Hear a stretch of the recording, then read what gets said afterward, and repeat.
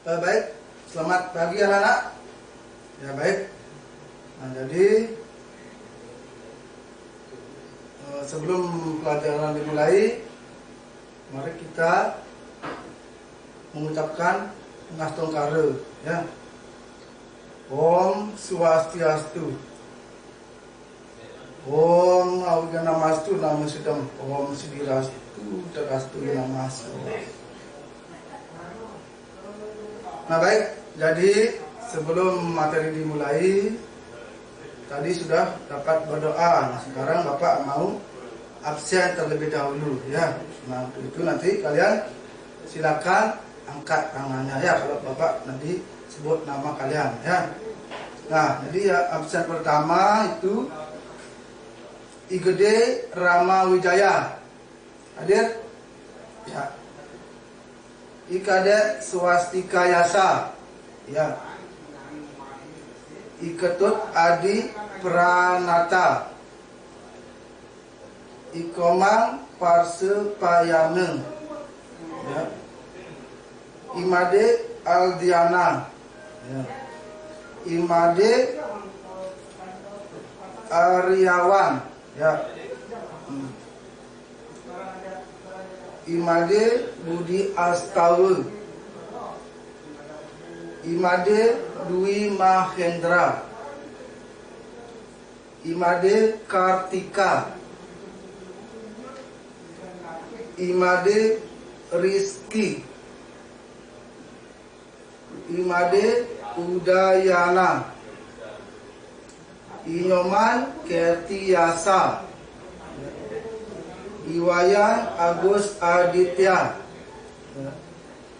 Iwayan Agus Darsana. Iwayan Garayana. Nikade Febrianti. Niluh Puspawati.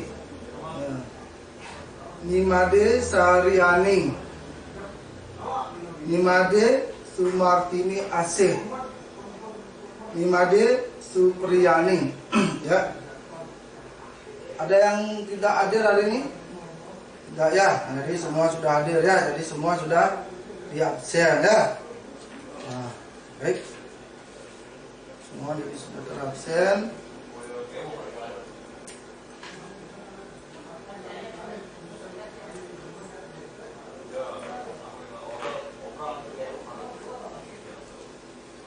Nah baik, jadi sekarang kita akan melanjutkan ke materi berikutnya, ya. Nah jadi tolong anak-anak coba rapikan dulu bangkunya, ya. Itu biar nanti bisa nyaman kalian belajar, ya. Akan rapikan dulu, ya. Nah sudah rapi kan, sudah bagus seperti itu, ya. Nah, baru kita akan pasti nyaman kita belajar, ya. Nah baik. Nah, jadi sudah terapikan bangkunya, ya. Nah, jadi sekarang kita baru bisa nanti lanjut ke materi berikutnya, ya. Nah baik anak-anak, sebelum materi Bapak lanjutkan, ya. Nah jadi anak-anak, masihkah kalian ingat tentang materi minggu lalu? Nah bagus, ya. Nah minggu lalu kan kita sudah membahas tentang materi orang suci, ya. Nah jadi masih kalian ingat tentang orang suci itu? Ya, apa artinya orang? Nah jadi kata orang suci itu berarti dua kata, ya. Berasal dari dua suku kata, yaitu orang dan suci, ya. Nah jadi orang dan suci. Nah jadi orang itu apa artinya? Nah, masih ingat? Nah jadi orang itu artinya manusia, ya. Nah, suci apa artinya? Ada yang tahu anak-anak? Ya, suci itu artinya kemurnian dan kebersihan lahir batin, ya. Itu artinya, ya. Nah, jadi orang suci artinya apa? Ada yang masih ingat tentang materi minggu lalu? Ayo, siapa bisa angkat tangan? Ya, coba kamu yang ada di pojok, ya. Nah, apa artinya? Ya, bagus, ya. Nah, jadi orang suci itu artinya seseorang yang disucikan melalui proses upacara tertentu, ya. yang memiliki kesucian hati, pikiran, perkataan dan perbuatan ya, sehingga dapat menghubungkan diri dengan ide Sang Yang Widiwasa ya, atau Tuhan yang Maha Esa ya. Nah, itu ya. Nah, jadi itu ya. Nah, baik, materi minggu lalu kalian sudah Bapak akui, kalian sudah bisa memahami ya. Nah, jadi sekarang Bapak bisa melanjutkan ke materi berikutnya ya, yang mengenai tentang catur permana ya. Nah, jadi hari ini Bapak akan membahas materi tentang catur permana ya. Nah, jadi sebelum Bapak jelaskan ke materi berikut, nah jadi Bapak akan ajak kalian untuk bernyanyi ya, lagu ya, tentang lagu daripada catur permana ya. Nah jadi tolong kalian dengarkan baik-baik. Jadi Bapak akan menyanyikan sebuah lagu. Supaya apa? Supaya nanti kalian bisa semangat untuk belajar pada hari ini ya. Nah jadi sebelumnya bagaimana kabar kalian semuanya? Apa sudah sehat? Ya bagus ya. Tolong jaga kesehatan kalian ya, supaya kalian lebih fit, lebih segar untuk belajar pada hari ini ya. Nah baik, dengarkan lagu Bapak ya. Nah ini lagunya ya. Nah jadi coba kalian lihat di depan ya, bagaimana nanti lagunya ya. Coba lihat itu liriknya tentang Semarandana ya.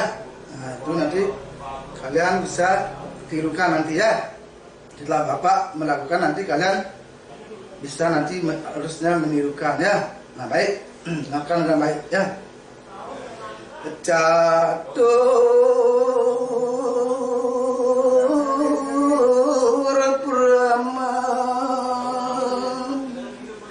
permana mangke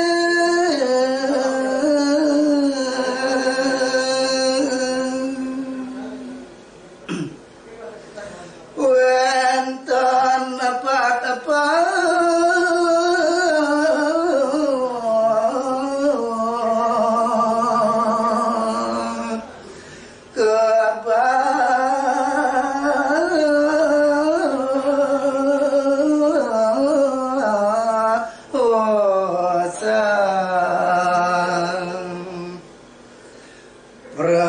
Pratia kesuni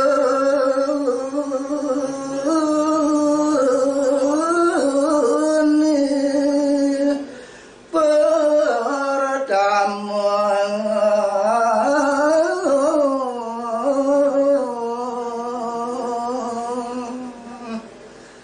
nepeng kale anu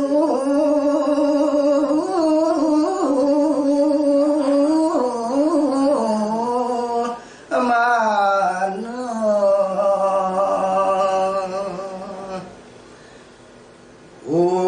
apa mana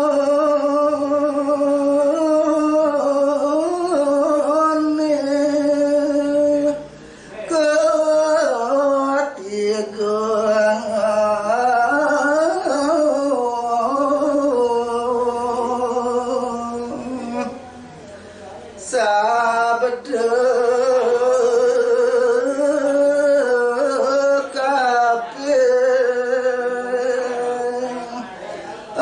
empat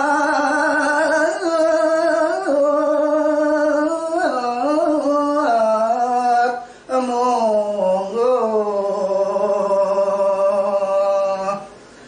jangkep catur permanane. Nah, anak-anak, sampai di situ ya nanya Bapak bagaimana? Bisa dipahami? Nah, jadi anak-anak nanti bisa tirukan ya, nanti kalian bisa belajar di rumah ya. Nah, jadi itu tadi nyanyian Bapak ya. Nah, tahu isinya tentang apa itu anak-anak? Tentang apa yang Bapak singgung tentang lagu tadi? Ya, tentang catur permana ya. Nah, tentang catur permana ya. Nah, di sana sudah jelas ya. Yang pertama ada prakyasa ya. Yang kedua ada anumana. Yang ketiga itu upamana. Dan yang terakhir yang keempat itu adalah sabda permana ya. Nah, baik. Nah, itu tentang catur permana ya. Nah, jadi adapun tujuan daripada pembelajaran yang kita bahas yaitu pertama mengenai tentang siswa dapat menjelaskan pengertian catur permana ya. Nah, itu yang kedua, siswa dapat menyebutkan bagian-bagian catur permana ya. Dan yang ketiga, siswa dapat menjelaskan bagian-bagian catur permana ya. Nah, itu. Nah, yang pertama mengenai tentang pengertian catur permana ya. Nah, jadi catur permana itu berasal dari bahasa Sanskerta ya. Nah, berasal dari bahasa Sanskerta. Yang pertama itu catur dan yang kedua itu permana ya. Nah, jadi catur itu artinya 4 ya. Dan permana itu artinya jalan atau cara ya. Nah, jadi catur permana itu berarti 4 jalan atau cara manusia memperoleh pengetahuan ya. Bagaimana anak-anak? Bisa dipahami? Ya. Nah, jadi Bapak ulangi ya. Nah, jadi catur permana itu terdiri dari 2 kata yang berasal dari bahasa Sanskerta, yaitu terdiri dari kata catur dan kata permana ya. Nah, mungkin ada anak-anak yang tahu apa itu catur? Apa artinya catur? Coba angkat tangan yang di belakang. Ya, bagus. Catur artinya 4 ya. Yang lainnya, ayo. Siapa tahu? Siapa bisa? Ayo. Yang kedua, permana. Apa artinya permana? Siapa bisa? Ayo, angkat tangan. Ya, bagus. Jalan atau cara ya. Jadi catur itu artinya 4 dan permana itu artinya jalan atau cara. Bagus ya. Nah, jadi catur permana itu berarti 4 jalan atau cara manusia memperoleh pengetahuan ya. Itu ya. Nah, sekarang catur permana menuntun setiap orang yang mendapatkan pengetahuan yang benar dan utuh ya. Jadi pengetahuan itu dimulai dari pengamatan, membuat kesimpulan, membandingkan, lalu meyakinkannya melalui kesaksian ya. Jadi catur permana itu menuntun setiap orang untuk mendapatkan pengetahuan yang benar dan utuh. Nah, jadi setiap orang itu bisa untuk mendapatkan pengetahuan yang benar dan secara utuh ya. Nah, jadi pengetahuan itu bisa juga dilalui mulai dari pengamatan, membuat kesimpulan, membandingkan, nah lalu meyakinkan melalui kesaksian. Nah, itu ya. Itu tentang catur permananya ya. Nah, itu kita ada lanjut mengenai tentang bagian-bagian daripada catur permana ya. Nah, di sana ada berapa bagian anak-anak? Nah, berapa bagian di sana ada tentang catur permananya? Ya, bagus.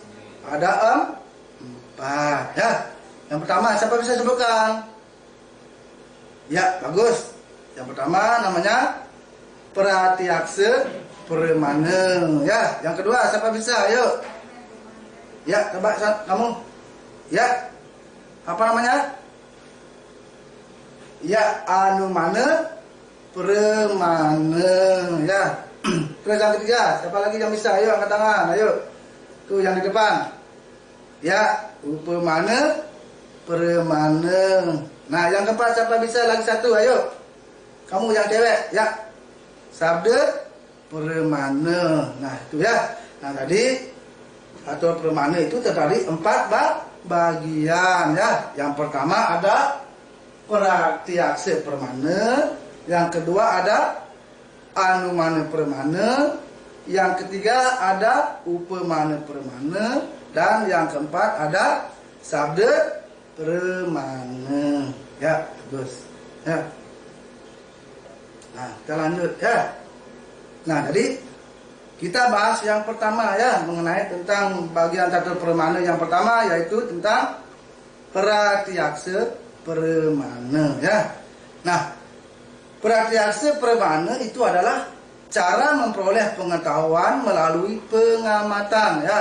Nah, jadi cara memperoleh pengetahuan melalui pengamatan ya. Apa? Coba bisa? Siapa bisa sebutkan itu? Apa artinya Pratiakse Permana? Ya, bagus. Cara memperoleh pengetahuan melalui pengamatan ya. Nah, jadi pengamatan itu dilakukan langsung melalui panca indera ya, terhadap objek yang diamati ya. Nah, ya. Nah, ini objeknya yang diamati ya. Nah, jadi melalui pengamatan langsung seseorang itu bisa mendapatkan pengetahuan tentang objek yang diamati sesuai dengan keadaan ya. Nah, contohnya di sana ada orang yang sedang menjejahitan ya, ada orang yang lagi membuat canang sari ya, ada membuat ceper ya, ada membuat porosan, ada lagi orang yang membuat canang, bahkan ada juga orang yang membuat kulit kutipat ya. Nah, jadi itu yang mati secara langsung ya. Nah, jadi itu bisa diamati dengan objek secara langsung ya, sesuai dengan kenyataan, sesuai dengan keadaan yang real ya, yang benar. Nah, itu ya, bisa dipahami itu. Nah, baik. Nah, jadi kita lanjutkan lagi ya. Nah, yang kedua itu ada pengamatan juga dapat dilakukan terhadap objek yang tidak nyata. Nah, seperti itu orang meditasi ya. Itu meditasi itu merupakan cara mengamati objek yang tidak nyata ya. Nah, jadi dengan meditasi kita juga sulit untuk menalarnya. Namun orang yang melakukan meditasi itu dia bisa merasakan. Nah, dia bisa merasakan, bisa melihat dengan cara mata batinnya objek yang mereka amati ya. Nah, dengan cara melakukan bermeditasi atau beryoga ya. Nah, nanti anak-anak bisa juga praktekkan seperti itu ya, pengamatan seperti itu. Nah, baik secara langsung maupun dengan cara bermeditasi. Nah, itu bisa kita nanti rasakan, bisa kita buktikan sendiri ya. Nah, itu nanti bisa kita praktekkan nanti di rumah bisa ya. Nanti kalau ada waktu luang kita bisa praktekkan juga di sekolah ya, pada saat-saat jam yang luang nanti ya. Nah, itu. Nah, lebih lanjut ya. Nah, itu ya. Nah, jadi berdasarkan tingkat pengetahuannya itu Pratiakse Permana dibedakan menjadi dua, yaitu yang pertama ada Nirwikalpa Pratiakse, yang kedua Sawikalpa Pratiakse ya. Nah, jadi yang pertama Nirwikalpa Pratiakse itu adalah merupakan pengamatan yang tidak menentukan ya. Artinya kita itu mengalami suatu objek tanpa mengetahui sepenuhnya objek tersebut. Nah, itu yang pertama. Yang kedua, sawi kalpe, ya, sawi kalpe pratyaksa. Nah, jadi itu merupakan pengamatan yang menentukan, ya. Artinya itu kita mengamati suatu objek, memahami dan mengetahui sepenuhnya objek tersebut. Misalnya ciri-cirinya, bentuknya atau jenisnya. Nah, ya. Nah, lanjut lagi ya. Nah, di sana ada contoh tentang pratyaksa permana, yaitu pengamatan bunga, ya, tentang bunga. Nah, kita mengamati sebuah bunga, ya. Nah, kita sudah lihat nanti di depan, ya. Nah, tentang bunga, ya. Nah, contohnya tentang bunga. Nah, jadi Putu mengamati bunga kaca piring, yang mendekati bunga untuk mencium baunya. Nah, bau bunga itu harum. Ia kemudian memegang bunga itu. Nah, bunga terasa lembut. Berdasarkan proses itu, Putu mengetahui bahwa bunga kaca piring berwarna putih, nah, berbau harum dan terasa lembut. Nah, jadi itu contohnya, ya. Nah, jadi Putu itu mengamati sebuah bunga kaca piring. Nah, jadi ia langsung mendekati. Nah, setelah dia mendekati, lalu si Putu ini mencium bunga itu. Nah, jadi bunga itu berbau sangatlah harum. Nah, dan merbak, ya, baunya sangat harum. Nah, jadi bau bunga, tadi ia kemudian memegang bunga itu. Nah, setelah dipegang, dirasakanlah bunga itu menjadi terasa lebih lembut. Nah, itu ceritanya, ya. Jadi berdasarkan proses itu, lalu Putu mengetahui bahwa bunga kaca piring itu berwarna putih, berbau harum dan terasa lembut, ya. Nah, jadi itu contoh daripada pratyaksa permana, ya. Nah, itu. Nah, baik. Nah, yang berikutnya ada anumana permana. Anumana permana itu artinya apa? Nah, yaitu cara memperoleh pengetahuan dengan membuat kesimpulan. Nah, dengan cara membuat kesimpulan. Kita mengambil kesimpulan berdasarkan perantara antara kita dan objek, ya, antara kita dan objek yang diamati. Nah, jadi perantara sangat berkaitan dengan objek yang diamati, ya. Nah, itu. Nah, bisa dipahami tentang anumana permana. Nah, jadi anumana permana itu cara memperoleh pengetahuan dengan membuat kesimpulan, ya. Dengan cara membuat kesimpulan, ya, menyimpulkan, ya. Nah, jadi kita mengambil kesimpulan berdasarkan perantara antara kita dan objek yang diamati, ya. Nah, jadi perantara itu sangat berkaitan dengan objek yang diamati. Nah, jadi kita bisa menyimpulkan. Nah, seperti contohnya, mungkin ada api di tengah hutan misalnya, ya. Nah, kita kenapa ada api di tengah hutan? Apa penyebabkan? Nah, itu pasti ada penyebabnya. Tidak mungkin ada asap. Tidak mungkin ada api, pasti ada asap, ada api, ya. Nah, itu bisa diamati secara langsung. Nah, itu sehingga bisa nanti kita bisa menyimpulkan, ya, apa penyebabnya itu. Nah, itu, ya, bisa dipahami? Ya, baik. Nah, jadi kita lanjutkan, ya. Nah, sini ada contoh anumana permana. Nah, jadi Ayu dan Suci itu sedang berjalan di dekat hutan. Nah, itu yang Bapak singgung tadi, ya, anumana permananya. Nah, Ayu dan Suci sedang berjalan di dekat hutan. Nah, jadi mereka melihat ada asap mengepul di tengah hutan. Mereka tidak tahu penyebab asap, akan tetapi berdasarkan pengetahuannya, mereka menyimpulkan bahwa api merupakan penyebab asap tersebut. Meskipun belum mengetahui penyebab asap, tetapi mereka dapat menyimpulkan bahwa ada api di tengah hutan. Nah, jadi itu, ya, contoh daripada anu permana yang Bapak sudah singgung tadi ya. Jadi kenapa bisa ada api di tengah hutan? Apa penyebabnya kan itu? Nanti kita bisa mencari tahu ya. Kok bisa ada api di tengah hutan? Kok bisa ada asap di tengah hutan? Nah, supaya kita lebih jelas untuk mengetahui objek tersebut, nah jadi kita harus mendatangi tempat tersebut. Nah, untuk memastikan bahwa di sana ada objek. Nah, apa penyebab daripada apa namanya itu asap yang mengepul itu? Nah, ternyata sudah didatangi. Oh, ternyata asap ini bisa ada dan mengepul. Oh, itu terjadinya kebakaran hutan ya. Nah, seperti itu contohnya ya.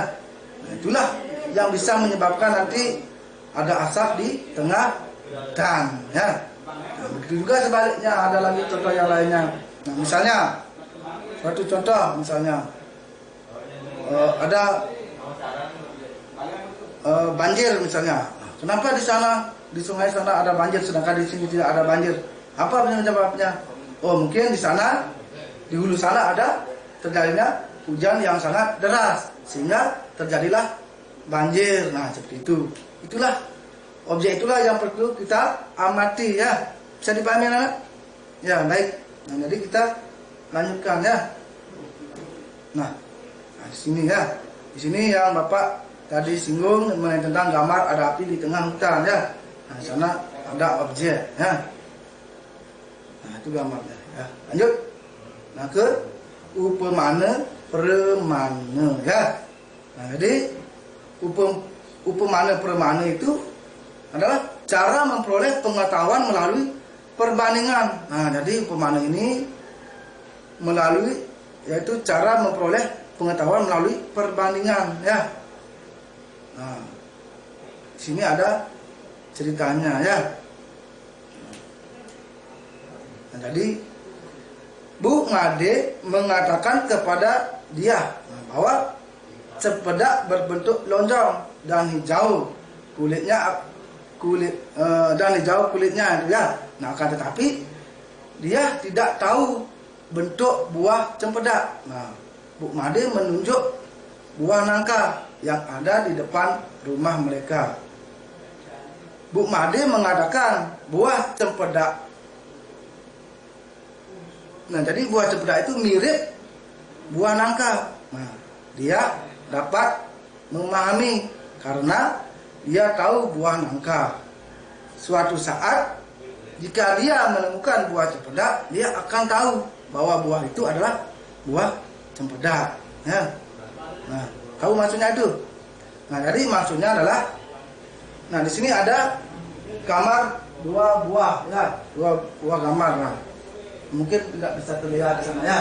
Nah, contohnya seperti buah cempedak dan nangka ya. Nah, jadi ketika si dia ini tidak tahu buah nangka, lalu si Ibu Made menjelaskan ya. Nah, jadi katanya buah nangka itu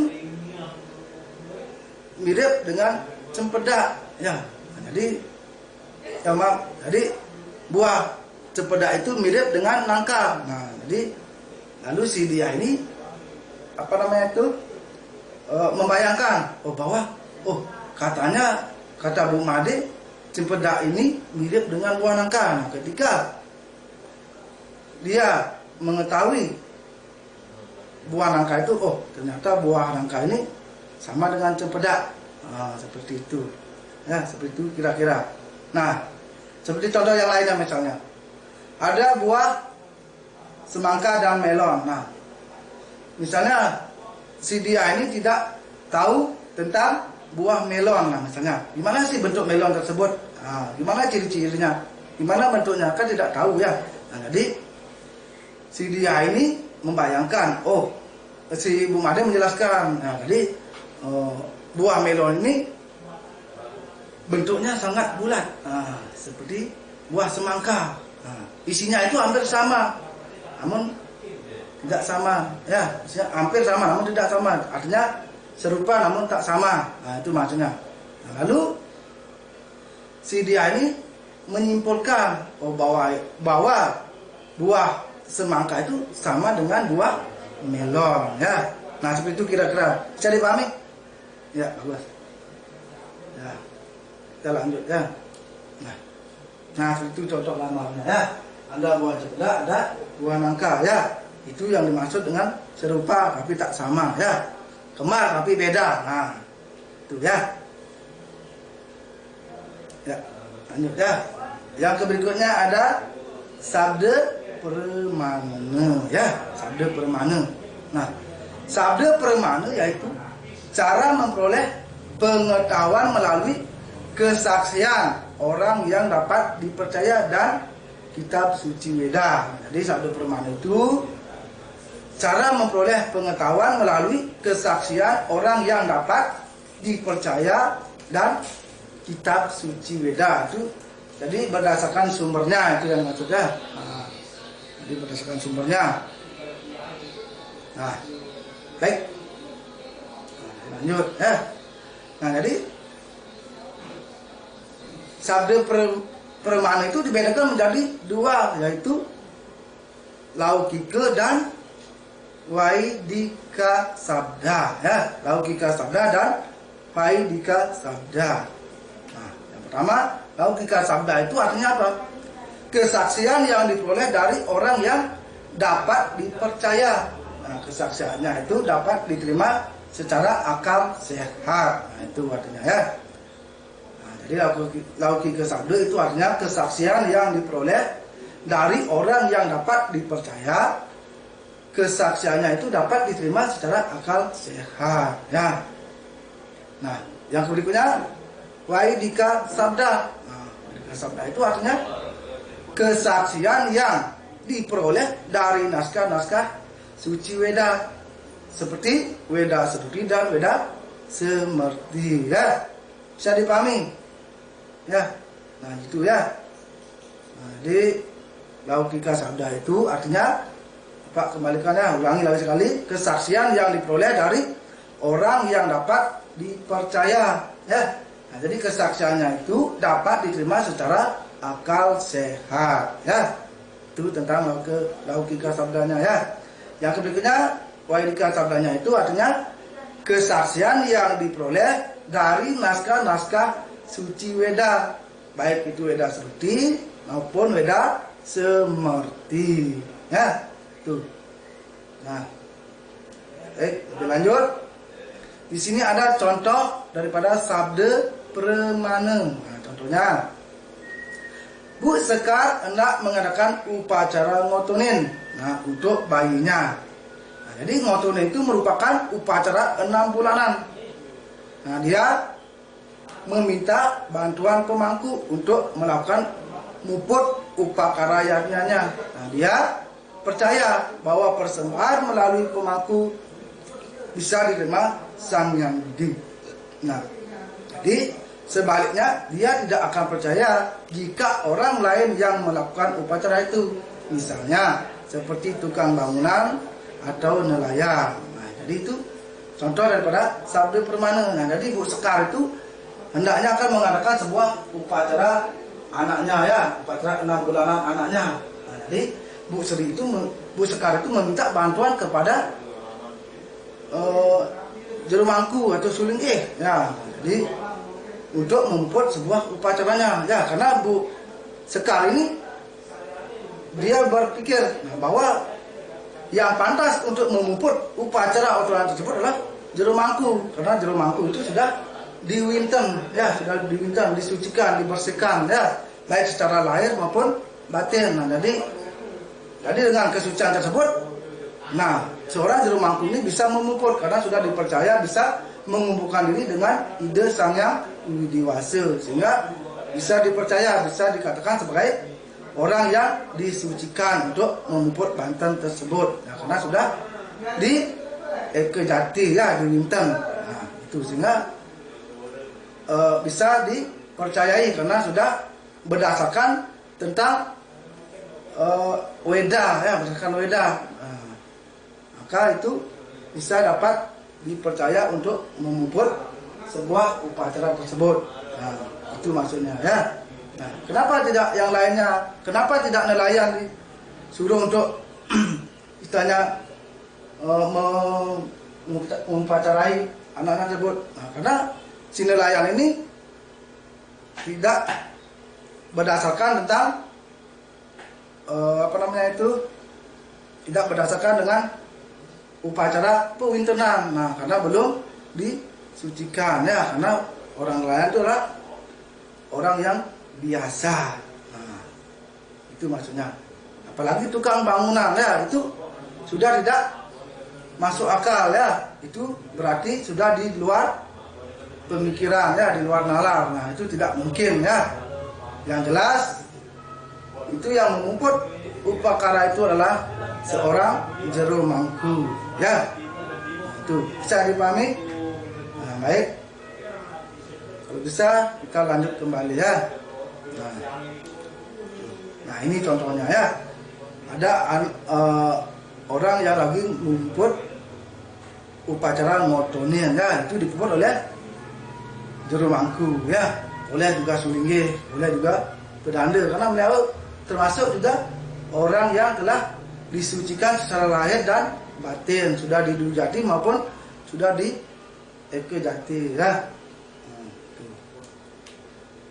Nah baik anak-anak, sampai di sana dulu yang Bapak bisa sampaikan materi hari ini. Bagaimana?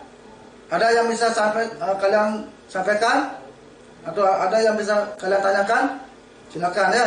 Atau mungkin ada di antara kalian yang belum paham tentang materi yang Bapak sampaikan tadi? Mana? Ada yang mau tanyakan? Ya baik. Nah jadi kalau tidak, jadi Bapak cukupkan sampai di sini saja. Nah untuk lebih lanjutnya silakan nanti kalian pelajari materi berikutnya ya. Nah ini silakan nanti kalian pelajari di rumah ya. Nah tolong kalian belajar lebih giat lagi ya, supaya nanti nilai kalian itu bisa lebih bagus ya. Bisa dipahami? Ya baik, tadi sampai di sana bisa Bapak sampaikan. Baik, di sini Bapak ada sedikit tugas ya. Nanti silakan kalian kerjakan tugas itu, kerjakan di rumah, dan untuk penyetorannya silakan nanti kalian kirim lewat WA pribadi Bapak atau lewat link pribadi Bapak ya. Nah, supaya nanti tidak jawaban kalian tidak ditiru oleh teman kalian ya. Silakan nanti itu tulis dan kirim lewat WA pribadi Bapak ya. Nah, baik, jadi sampai sekian yang Bapak bisa sampaikan tentang materi hari ini. Nah, jadi dengan akhir kata Bapak tutup dengan Parama Santi ya.